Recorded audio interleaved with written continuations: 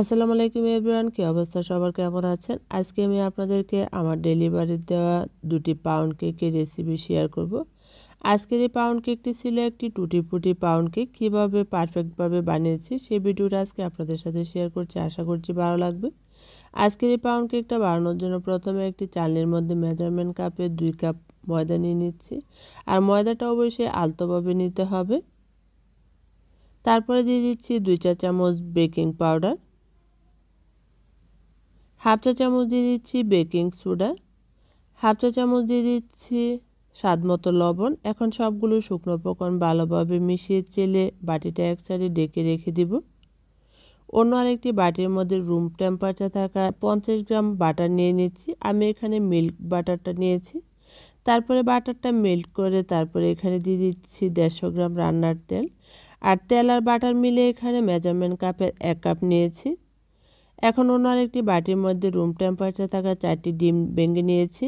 আর ডিমটা ফ্রিজে থাকলে অবশ্যই কিন্তু 1 ঘন্টা আগে বের করে রুম টেম্পারেচার নিতে হবে। তারপরে একটি ইলেকট্রিক বিটার দিয়ে বিট করে নিয়েছি 2 মিনিটের মতো। এখন চিনিটা দিয়ে বিট করে নিচ্ছি। আর চিনিটা এখানে 1 কাপ নিয়েছি। আর মিষ্টিটা সম্পূর্ণ আপনাদের টেস্ট অনুযায়ী কমিয়ে বাড়িয়ে নিতে পারেন। এখন কিছুক্ষণ বিট করে নেওয়ার পর সাইডে সরে যাওয়া চিনিটা প্যাচুলার দিয়ে নামিয়ে আবারও বিট করে নিব। আর এভাবেই বিট করতে থাকবো যতক্ষণ পর্যন্ত চিনিটা ভালোভাবে না গলবে, ততক্ষণ পর্যন্ত বিট করব। আর কিছুক্ষণ পর পর বিটারটা অফ করে দিয়ে বিট করার কারণ হচ্ছে যাতে বিটারটা পুড়ে না যায়।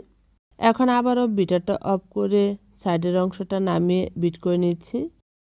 চিনিটা ভালোভাবে গলতে হবে, না গললে কিন্তু পাউন্ড কেকটা পারফেক্ট হয় না।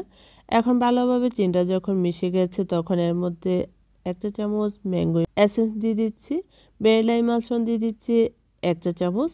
তারপরে ভালোভাবে 10 সেকেন্ডের মতো বিট করে মিশিয়ে নিচ্ছি। বিটারটা অফ করে কাঁটাটা একটি কাঁটা সরিয়ে আরেকটি কাঁটা দিয়ে শুকনো উপকরণ মিশিয়ে নিব। আমি এখানে 2 টেবিল চামচ শুকনো উপকরণ দিচ্ছি আর আলতোভাবে মিশিয়ে নিচ্ছি। আর এক্ষেত্রে আমি বিটার দিয়েও মেশাতে পারতাম। এখন কিছুটা মিশিয়ে নেওয়ার পর এর মধ্যে বাটার আর তেলের মিশ্রণটা অর্ধেকটা দিয়ে আবারও শুকনো উপকরণ দিয়ে মিশিয়ে নিচ্ছি। পুরোটা একসাথে দিচ্ছি না যাতে মিশাতে অসুবিধা হয়। এখন এর মধ্যে 1/4 কাপ লিকুইড দুধ দিয়েছি। তারপরে কিছুক্ষণ মিশিয়ে নেওয়ার পর আবারও বাকি তেলের মিশ্রণটা দিয়ে দিচ্ছি। তারপরে এখানে আবারও সব কিছু ব্যাটারের সাথে মিশিয়ে নিচ্ছি। একদম আলতোভাবে মিশিয়ে নিচ্ছি যাতে ব্যাটারটা চুপসে না যায়। এখন প্যাচুলার দিয়ে দেখিয়ে দিচ্ছি। তারপরে এখানে 50 গ্রাম টুটি ফুটি নিয়েছি আর 20 গ্রাম নিয়েছি কিশমিশ। এখন এখানে 1 টেবিল চামচ কর্নফ্লাওয়ার দিয়ে ভালোভাবে মিশিয়ে নিচ্ছি। আর এভাবে মিশিয়ে নিলে কিন্তু কেকের নিচে সবগুলো টুটি ফুটি একসাথে জমে যাবে না। তারপরে এখানে কিছু বাদাম কুচি অ্যাড করে দিচ্ছি। বাদাম কুচিটাও কিছু রেখে কিছুটা মিশিয়ে নিয়েছি। তারপরে এখানে ব্যাটারের সাথে সবগুলো ড্রাই ইনগ্রেডিয়েন্টস মিশিয়ে নিচ্ছি। আর এভাবে আলতোভাবে মিশিয়ে নিলে পুরোটা কেকের মধ্যে কিন্তু থাকবে, একদম নিচে পড়ে যাবে না। ভালোভাবে মিশিয়ে নেওয়া হয়ে যাওয়ার পরে এখানে 2টি মোল্ড নিয়েছি। কাগজ দিয়ে তেল ব্রাশ করে পুরোটা ব্যাটার সমান করে 2টি মোল্ডের মধ্যে ভাগ করে ঢেলে নিচ্ছি। তারপরে এই কেকটা ভালোভাবে ট্যাপ করে নিব। ট্যাপ করে নেওয়ার পর এর উপরে কিছু টুটি ফুটি আর কিছু বাদাম কুচি অ্যাড করে দিব। সব কিছু দেওয়ার পর আজকের এই কেক দুটো ওভেনে বেক করে নিচ্ছি। ওভেনে 170 ডিগ্রি সেলসিয়াস তাপমাত্রায় উপর নিচ 10 মিনিট প্রিহিট করে 45 মিনিট কেক দুটো বেক করব। এখানে ওভেনে বেক না করে চুলায় আপনারা বেক করতে পারেন। আর চুলায় কিন্তু আমি কীভাবে বেক করেছি সেই ভিডিওটা অলরেডি আমার চ্যানেলে আছে। আপনারা চাইলে সেই ভিডিওর লিঙ্কটা এই ভিডিও ডেসক্রিপশন বক্সে দিয়ে রাখবো।